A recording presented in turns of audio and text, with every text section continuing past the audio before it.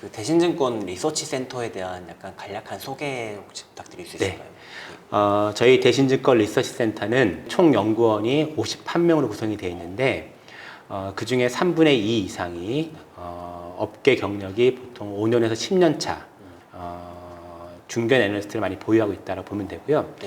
저희가 특히 좀 다른 증권사랑 다르다고 보는 거는 51명의 연구원이 있는데 저희가 올 한 해 동안 보고서의 양을 한번 보니까 전체 보고서 자료 건수는 전체에서 한 3번째에서 4번째 정도 이렇게 어떻게 보면 많은 양의 리포트를 발간하고 있다 보면 되고요.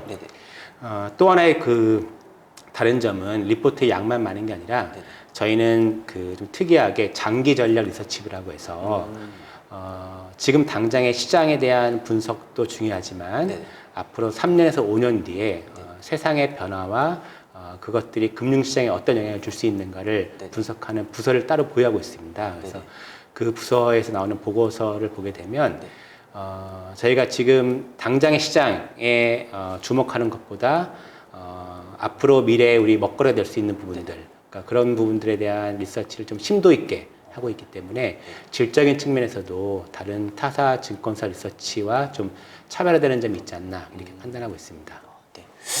이제 또 올해 증시를 한번 돌이켜 보면은 연초에 이제 코로나19가 좀 확산하면서 좀 증시가 많이 무너지기도 했고, 그리고 이제 또 개인이나 뭐 BBIG 강세에 따라서 오르기도 했고, 그리고 최근엔 또 바이든 당선인이 이제 승리 선언을 하면서 좀 미 대선도 어느 정도 마무리됐는데, 그 올해 증시는 센터장님께서 좀 어떤 점에 집중해서 보셨는지 좀 설명 부탁드리겠습니다. 사실은 저희가 경험해보지 못했던 그런 상황이었기 때문에, 그러니까 지난해 연말만 하더라도 올 한 해를 바라볼 때 글로벌 경기가 회복되는 국면이었고 그에 따라서 금융시장에 대한 전망이 굉장히 좋았었습니다. 다만 이제 시장이 열리고 난 뒤에 올해 2월 달부터 코로나는 우리가 경험해보지 못했던 이런 뭐랄까 팬데믹 상황이 오다 보니까 시장이 펀더멘탈적인 요인보다는 어떻게 보면 그 이후에 각 국가별로 어떻게 대응을 잘 해왔는가에 따라서 좀 차별화되는 양상이 있었고요. 한마디로 얘기하자면 결국은 유동성을 풀어서 경기가 하강하는 것을 막는 그런 것들이 가장 중요한 변수가 아니었나 생각하고 있고, 앞으로도 그러니까 중앙은행과 각 국가별로의 그 정책들이 당분간 금융시장을 결정하는 데 중요한 변수가 되지 않을까 판단하고 있습니다. 그 이제 바이든 당선인 이후 좀 뭐 트럼프 대통령 측에서도 뭐 불복 이슈가 있을 수 있는 만큼 약간 좀 대선 불확실성이 좀 어느 정도는 있을 것 같은데, 이제 향후 뭐 주식 시장의 흐름은 좀 어떻게 보고 계신가요? 일단 트럼프 대통령의 불복에 대해서는 저희 판단으로는 시장에 미치는 영향은 크지 않다라고 보고 있는데요. 이미 일정 수준의 불복은 시장에서 예상을 했던 사항이고, 그리고 아직까지는 이 불복 이 상황이 장기화되거나 아니면 우리가 예상했던 수준을 벗어나는 그런 상황이 펼쳐질 거라 보지는 않습니다. 그래서 이 부분은 잘 마무리가 될 거라 보고 있고요. 일단은 대선이라는 가장 큰 불확실성이 점점 그 제거가 되고 있는 상황이기 때문에 시장은 안정을 보일 거라 보고 있고, 다만 우려스러운 거는 시장에서는 바이든 후보가 대통령이 되던 트럼프 대통령이 다시 재선에 성공하던 각각 장점과 단점이 있을 수 있다고 봤는데, 어쨌든 지금까지는 너무 좋은 면만을 시장에 포커스를 맞추고 있는 게 아닌가에 대해서는 좀 우려하고 있는 상황입니다. 다만 종합적으로는 어쨌든 당분간은 이제 바이든 당선자와 의회 간의 허니문 기간도 있을 거고요. 그리고 우리가 우려했던 대중국 압박도 상당 부분 좀 완화될 수 있다고 보고 있기 때문에 시장에는 좀 긍정적인 영향이 효과가 크지 않을까 이렇게 판단하고 있습니다. 그러면 약간 좀 아까 말씀해 주셨던 그런 시장에서 우려할 수 있는 부분은 아까 뭐 대중국 관련 제재 관련 이외에 좀 어떤 부분이 또 있을까요? 일단 바이든 당선자의 정책을 보게 되면 시장에서 가장 우려했던 거는 증세 문제하고 그동안 미국 증시를 견인해왔던 IT 대형 플랫폼 기업들에 대한 규제가 가장 큰 문제라고 봤었는데요. 일단 지금까지 펼쳐진 구도는 시장에서는 다행스럽게도 의회의 경우에는 공화당이 결국 이제 권력을 분점했기 때문에 바이든 당선자의 정책대로 강한 규제와 증세는 어느 정도 좀 완화되는 거 아닌가라고 보고 있는 것 같고요. 반면에 이제 그동안 트럼프 대통령하고는 다르게 바이든 당선자의 경우에는 상대적 자유무역을 중시하는 쪽으로 보고 있기 때문에 특히 우리나라 같은 경우에는 수출이 굉장히 중요한 국가고 글로벌 교역량에 따라서 증시가 굉장히 긍정적으로 반응할 수가 있기 때문에 이런 점들은 2021년도에도 시장에 좀 좋은 영향을 주지 않을까 그렇게 판단하고 있습니다. 그리고 바이든 당선인이 약간 좀 유력해지면서 국내 증시에서 보면은 뭐 2차 전지나 뭐 풍력, 태양광 이런 약간 친환경 에너지 업종들이 좀 강세를 보였는데 이게 또 국내에서도 이제 그린 뉴딜 정책 등 해가지고 약간 정책 모멘텀도 어느 정도 있는 것 같은데 향후 친환경 종목에 대해 업종에 대해서는 좀 어떻게 보고 계신가요? 네, 우선 기본적으로는 당연히 긍정적인 효과가 있을 거라 보고 있습니다. 우리나라뿐 아니라 이거 뭐 미국도 마찬가지고 그린 뉴딜 정책은 사실은 글로벌 메가 트렌드라 보고 있기 때문에 당연히 이 부분이 이제 각 산업이나 기업에 미치는 영향이 긍정적이라 보고 있는데요. 다만 우려스러운 거는 친환경이라는 것은 사실상 상당 수준의 비용을 수반할 수밖에 없기 때문에 경제적 측면에서는 사실은 비효율성이라는 면도 분명히 나타날 수 있는 점이 있습니다. 그래서 이제 글로벌 정책을 등에 업고 그런 산업들이 굉장히 좋아질 수 있겠지만 시간이 지나고 나면 그 안에서 정말 독보적인 기술력이 있거나 시장을 장악할 수 있는 그런 몇몇 기업들로 사실은 우리의 관심을 좀 집중해야 되지 않을까. 한마디로 옥석이 가려지는 시간이 필요하다라고 생각하고 있습니다. 그리고 또 최근 이슈로는 이제 대주주 양도세 기준이 원래 3억 원까지였는데 그게 10억 원으로 기존 안을 유지하기로 했는데 근데 이게 뭐 주식시장에서 보면 연말에 이제 양도세 이슈로 개인 매도가 많이 나올 거다 이런 식으로 좀 전망이 많았었는데 지금 10억 원 유지되면서 연말까지 개인들 수급이 좀 유지될 수 있을까요? 네, 그 최근에 개인들의 매매 패턴을 보게 되면 어쨌든 올해 동학개미라 해서 상당히 시장에 큰 영향을 주고 있는데 예전에 우리가 알고 있던 개인 투자가들과 금년에 새롭게 등장한 그런 동학개미라 불리는 개인 투자가들의 성격을 보게 되면 약간의 차이가 있는 것 같습니다. 예전에 비해서 금융 관련된 지식도 상당히 무장이 되어 있는 것 같고 그리고 또 굉장히 최근에 이 증시를 주도하는 쪽이 예전에는 외국인 투자가와 기관 투자가였다면 최근에는 개인 투자가들과 외국인 투자가들로 양분되고 있는 상황인데 매매를 굉장히 뭐랄까 현명하게 스마트하게 하는 것 같더라고요. 그래서 시장이 좀 급락했을 그런 상황에서 오히려 개인 투자가들의 매수세가 들어오고 또 최근에 지수가 2,400포인트를 넘어가게 되니까 오히려 개인들은 매도를 하게 되고 외국인들이 그 물량을 받아가는 그런 패턴을 보이고 있는데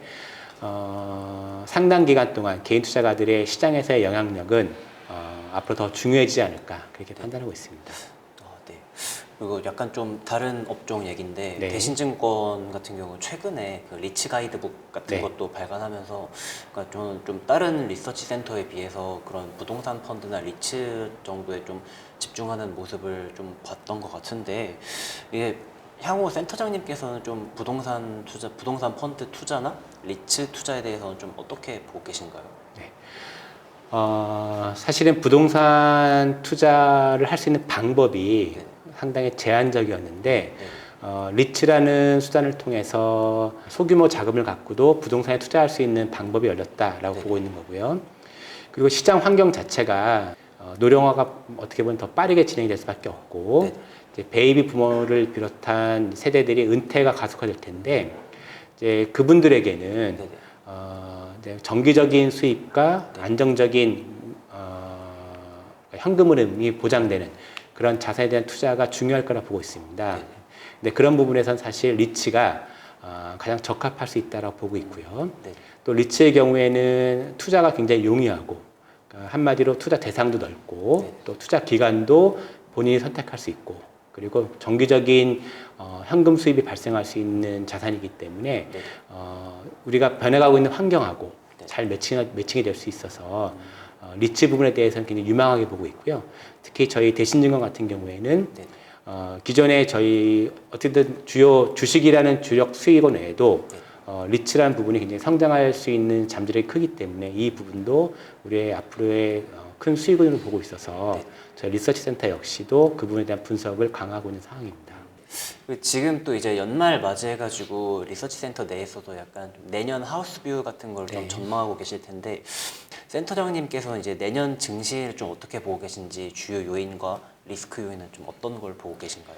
네, 모든 시장에는 긍정적인 요인과 부정적인 요인이 항상 같이 있기 마련인데요. 네. 저희 쪽 판단은 2021년도에는 그래도 긍정적인 면이 좀 더 우세하지 않을까 이렇게 판단하고 있습니다. 바이든 당선이 됐든 글로벌하게 보게 되면 트럼프 대통령이 됐건 규모의 차이가 있을 뿐이지 결국 경기를 회복시키기 위한 대규모의 부양책은 나올 수밖에 없다고 보고 있고요. 네. 그리고 이제 지금과는 다르게 보호무역보다는 자유무역 중심으로 바뀌게 되면 특히 우리나라 같은 경우에 글로벌 교육에 굉장히 이 증시에 큰 영향을 줄 수 있는 환경에서는 긍정적으로 장할 수밖에 없다라고 보고 있습니다. 그리고 2021년도에는 사실상 올해의 기저가 낮은 상황이기 때문에 경기 회복에 대한 기대와 그리고 각 주요 기업들의 실적이 좋아질 수 있다라는 기대가 크기 때문에 이런 점들을 반영해 보게 되면 지수는 올해보다 최소 20% 이상 상승할 수 있는 룸이 있다고 판단하고 있습니다. 되게 꽤 높은 수준까지 네. 보고 계신데 네. 그럼 내년 증시 환경에서는 저희가 좀 주목해야 할 종목이나 업종, 네. 섹터 이런 거 좀 어떤 게 있을까요? 네, 올해 같은 경우가 BBIG라고 해서 네. 흔히 말하면 성장 관련된 기업들이 굉장히 좋았다고 보는데요. 사실은 그 기업들도 내년 역시 좋을 수 있다 보고 있습니다. 그러니까 그 BBIG라稱해졌던 바이오, 배터리, 인터넷, 게임 이러한 산업들은 네. 구조적으로 성장할 수 있는 룸이 크기 때문에 네. 2021년도에도 장기적인 투자 관점에서 굉장히 매력적이라 보고 있고요. 다만 이제 올해는 그러한 종목들이 시장을 어떻게 보면 독점적으로 그런 종목들 중심으로만 시장이 좀 강했다면 내년도에는 시장의 성격이 좀 변화할 수 있다고 보는데요. 네네. 아무래도 이제 글로벌하게 환경에 대한 관심이 높아질 수밖에 없기 때문에 그러니까 친환경 관련된 신재생 에너지 관련된 기업들 역시 부각될 가능성이 크다 보고 있고요. 특히 우리나라 같은 경우에는 2021년도에 가장 실적이 좋아질 수 있는 산업 분야가 반도체 분야와 자동차 쪽이라 보고 있기 때문에 저희는 기업으로 보자면 삼성전자와 현대차와 같은 국내에 가장 큰 비중을 차지하고 있는 기업들이 주가가 좀 좋을 거라 보고 있고요. 이런 요인들이 사실 내년도에 지수 전망을 좋게 볼 수 있는 근거가 되지 않을까라고 생각하고 있습니다. 그럼 약간 대형주들이 같이 더 끌어올려 줄 수 있는 네, 그런 그렇습니다. 환경으로. 네. 네. 그럼 일단 제가 준비한 질문은 여기까지고 센터장님께서 이제 향후 투자하시는 분들한테 조언을 해주고 싶은 이제 투자 전략이나 말씀하시고 싶은 내용 같은 건 혹시 어떤 게 하나 있을까요? 주식 시장을 중심으로 보게 되면 네. 짧게는 정책이나 혹은 여러 가지 이슈에 의해서 시장이 움직일 수 있지만 길게 보면 결국 각 기업들의 실적 혹은 경기 지표와 같은 펀드멘탈에 의해서 시장의 방향성이 결정되기 때문에 2020년 같은 경우에는 어떻게 보면 펀드멘탈적인 시장이라기보다는 여러 가지 이슈와 재료에 의한 그런 시장이었다면 2021년도에는 그런 성격이 바뀔 수 있기 때문에 지금도 물론 잘해왔지만 특히 앞으로는 좀 더 기업 실적이나 경기가 정말 회복될 수 있는지 이러한 점들에 좀 더 포커스를 맞추는 게 투자하시는데 유리하지 않을까 그런 생각을 해보고 있습니다. 네, 센터님. 제가 질문한 건 여기까지고 오늘 정말 귀한 시간 내주셔서 인터뷰 응해주셔서 감사합니다. 네, 고맙습니다. 네, 감사합니다. 네.